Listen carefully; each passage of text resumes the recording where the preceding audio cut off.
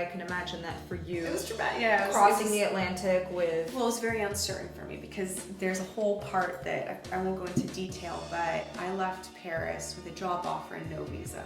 And with the promise that I would get this visa, and ultimately I didn't.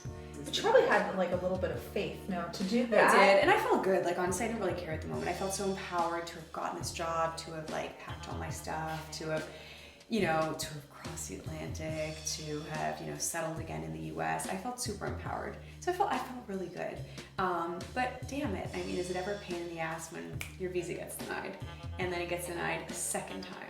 I mean, I remember being on the phone with you when you were you were at a border, you were staying at a motel in Canada right near Buffalo, New York. Yeah. And you were doing this all by yourself. I mean, it's insane. I never actually really asked you. I just assumed it was really hard. I could tell in your voice.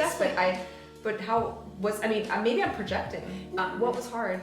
What was hard was, if I want to be funny, I would say that... No, don't be funny. I just want to hear it. Fine.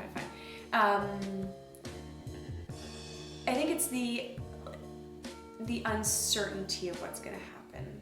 I feel as though, and this does scare me, I feel as though my life is oftentimes so uncertain.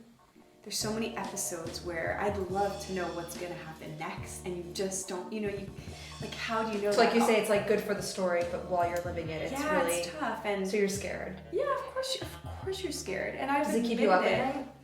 Of course that kept me up at night. Of course it made me cry. I mean, and it made me cry behind closed doors. But yeah, when I received those 2 calls telling me that, my visa had been denied, I was not happy, even though I was like super empowered and, so... No, I definitely had moments where I sat at this table, started working on my case and thinking, holy fuck, what did I do? Why the hell did I leave Paris? All my stuff is packed up in storage. There's nowhere I can get, I've quit my job, I've left my friends, I'm alone in the US, and I don't even know if this is gonna work. And then I go back to Canada, I don't know if I'll be able to leave Canada. What the hell have I done with, I keep swearing, but what have I done with my life? But yeah, it was kind of a shitty time, but ultimately I made it. What was a shitty time, coming to New York? No, just the uncertainty of... Oh, the visa. Yeah, the visa, yeah. And ultimately I got the visa, I got the job, and then I started a whole new little path.